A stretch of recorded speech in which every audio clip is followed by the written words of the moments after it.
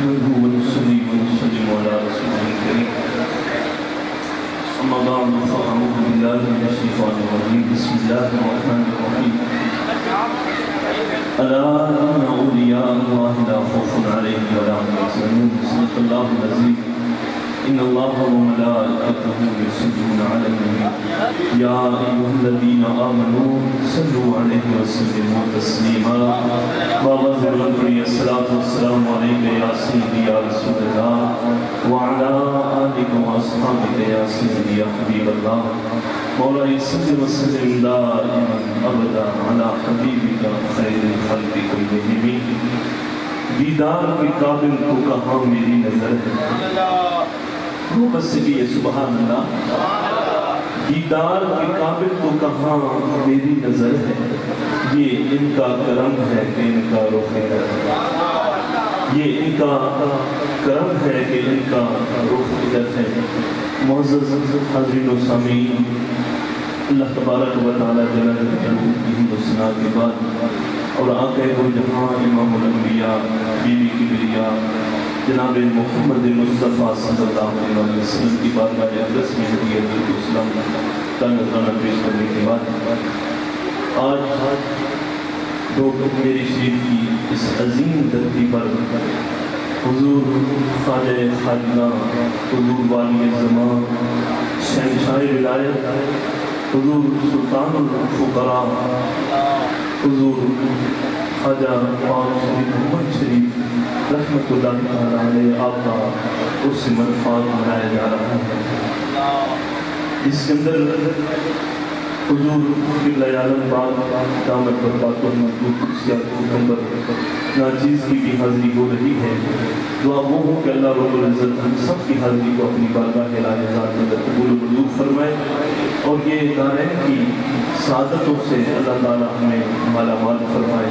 اور یہ آج کی عظیم الشان حاضری کا قیامت کے دن ہم سب کے لیے ذریعہ نجات بنائے اللہ کی وقات نہ کوئی میں عالم ہوں نہ کوئی میری حیثیت نہ کوئی میری اوقات یہ بس زرہ نوازی ہے اس گھرانے کی اس آستانے کی حضور والی شہنشاہ زمان والی زمان کو نگاہ کرم اور حضور قبلہ عالم پاک کی خصوصی صدقت عنایت مجھ جیسے ناچیز پر کہ جو ہر موقع پر خصوصی طور پر مجھ جیسے ناچیز کو یاد فرماتے ہیں اور میری اپنی طرف سے کوتاہی کئی دفعہ ہو جاتی ہے بعض اوقات شہر سے باہر ہوتا ہوں پھر غیرحاضری ہو جاتی ہے لیکن میری پوری کوشش ہوتی ہے کہ میں انشاءاللہ ہر پروگرام پہ حضور کے حکم کے مطابق حاضر ہوں اور آج کیونکہ میرے بعد میرے بھائی گوار صاحبان بھی بیٹھے ہیں میں نے کیونکہ اور جگہ پہ پہنچنا ہے سرکار کا حکم تھا تو میں نے انکار نہیں کر سکا کہ میری خوش نصیبی ہے کہ سرکار قبلہ عالم پاک کی کا حکم ناچیز کو ملے اور یہ میرے لیے اعزاز کی بات ہے یقیناً ہم سب اس در پہ آتے ہیں تو خیرات لینے کے لیے آتے ہیں جو بھی خالی جھولی آتا ہے تو حقیقت میں وہ اپنی دھولیاں بھر کے اس بارگاہ سے جاتا ہے یہ زرہ نوازی ہے ان ہستیوں کی کہ کائنات میں جو کچھ بن رہا ہے یہ انہی ہستیوں کا صدقہ ہے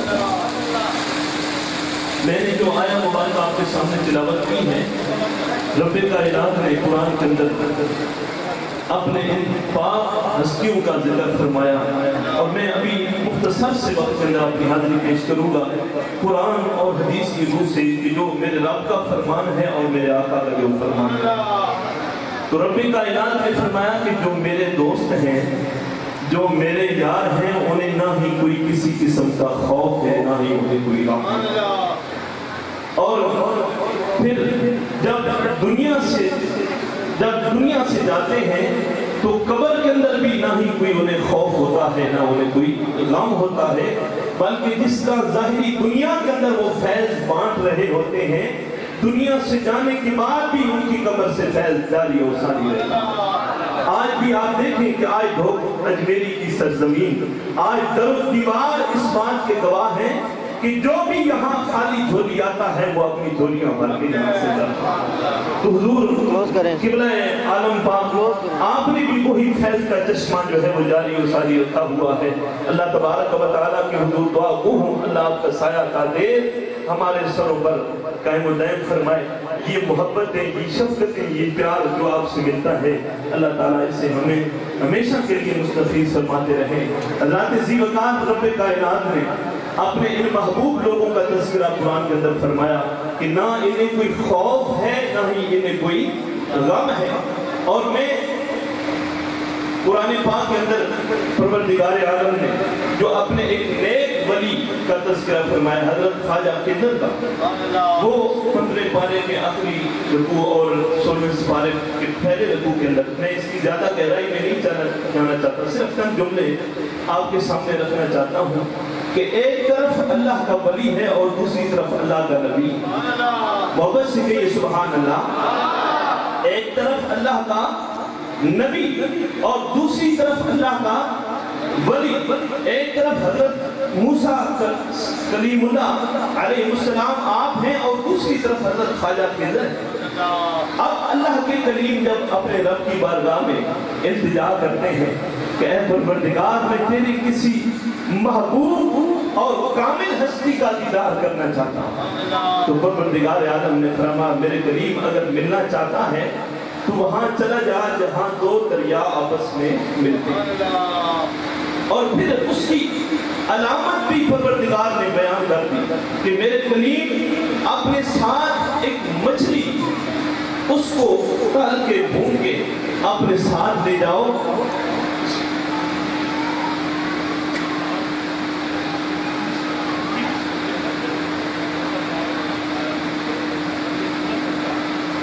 کیونکہ یہ قرآن اللہ تبارک و تعالیٰ کی وہ کتاب ہے کہ بسم اللہ رب ولا یابس الا فی کتاب مبین، کہ ہر خشک اور تر چیز کا تذکرہ اللہ نے قرآن کے اندر بیان کیا. وہ ایک مرتبہ اپنی قوم سے جب خطاب کر رہے ہیں کہ اے میری قوم اس وقت روئے زمین پر میرے پاس علم لدنی ہے اور دنیا کا اللہ نے مجھے علم عطا کیا ہے، روئے زمین پر میرے علم کے برابر اب کسی کا علم نہیں. تو پروردگار نے فرمایا کہ میرے کلیم تجھ سے بھی بڑا علم رکھنے والا اس روئے زمین پر موجود ہے. موسیٰ علیہ السلام حیران ہو گئے کہ یہ جو علم لدنی اللہ نے مجھے علم عطا کیا، اب اس روئے زمین پر میں پیغمبر ہوں، میں اس کا کلیم ہوں، لوگوں کو ہدایت کا راستہ بتا رہا ہوں اور اللہ نے مجھے علم عطا کیا ہے، اور میرے علاوہ کون ہے جو اس روئے زمین پر اتنا عالم ہے، اتنے علم والا ہے. تو پروردگار عالم کی بارگاہ میں اللہ کے کلیم کا اشتاق بڑا کہ یا اللہ میں اس تیرے عظیم ولی کا دیدار کرنا چاہتا ہوں، وہ علم لدنی جس کو ظاہر اور باطن کا تو نے علم عطا کیا ہے اور جو اس دنیا کے اندر علم بانٹ رہا ہے اور بھٹکے ہوں کو راستہ دکھا رہا ہے، گرتے ہوں کو سہارا دے رہا ہے. یا اللہ میں اس کا دیدار کرنا چاہتا ہوں، میں اس کا کیا کرنا چاہتا ہوں؟ دیدار کرنا چاہتا ہوں. تو پروردگار عالم نے فرمایا کہ جہاں دو سمندر ملتے ہیں، کیونکہ پہلے عرض کیا کہ میں بالکل اختصار کے ساتھ صرف اشارتاً، آپ نے علماء سے یہ واقعہ سنا ہوگا، میرے حضور قبلہ عالم پاک کی تشریف فرمائے، میں اشارتاً کوٹ کرنا چاہتا ہوں کہ ان ہستیوں کا کیا مقام،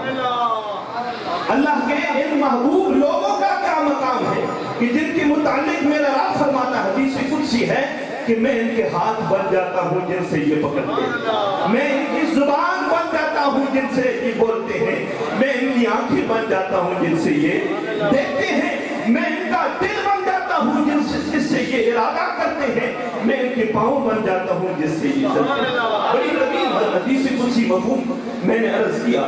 تو پروردگار عالم کی بارگاہ میں موسیٰ علیہ السلام جب یہ التجا کرتے ہیں، اللہ نے اشارہ فرما دیا میرے کلیم وہ میرا محبوب ولی وہ وہاں ملے گا جہاں دو سمندر ملتے ہیں. ساتھ مچھلی کو بھی لے لیا. اب مچھلی کو لے جانے کی ضرورت کا جو بات آپ کے سامنے رکھتا ہوں، ہم مردہ دل جو یہاں آتے ہیں اور یہاں آ کر ہمارے مردہ دلوں کو جلا ملتی ہے، وہ مچھلی کیونکہ اللہ کے پیغمبر کا ہر قول اور ہر فعل وہ امت کے لیے مشعل راہ ہوتا ہے. موسیٰ علیہ السلام وہ مچھلی ان کے ساتھ لے جاتے ہیں وہاں جا کے یوشع بن نون آپ کے خادم خاص وہ بھی ساتھ، تو آپ نے فرمایا کہ یوشع ہم جس منزل کی طرف جا رہے ہیں وہ ہماری منزل ہوگی جس جگہ پہ یہ تلی ہوئی مچھلی، یہ فش جس جگہ پہ زندہ ہوگی وہی ہمارا مقام، جس جگہ پہ مردہ زندہ ہوا کرتے ہیں وہی ہمارا مقام ہوگا۔ تو چلتے چلتے جب وہ دریا کے دو دہانے جہاں ملتے تھے، موسیٰ علیہ السلام پہنچے، سو گئے، تو یوشع بن نون آپ بھی آپ کے ساتھ ہیں، تو عجیب و غریب وہ تماشا دیکھا کہ مچھلی وہ بھنی ہوئی تلی ہوئی مچھلی، دیکھیں جو چیز آگ پہ پکائی جاتی ہے وہ زندہ رہتی ہے؟ بولو نہیں رہتی، اب وہ بھنی ہوئی تلی ہوئی مچھلی ساتھ ہے۔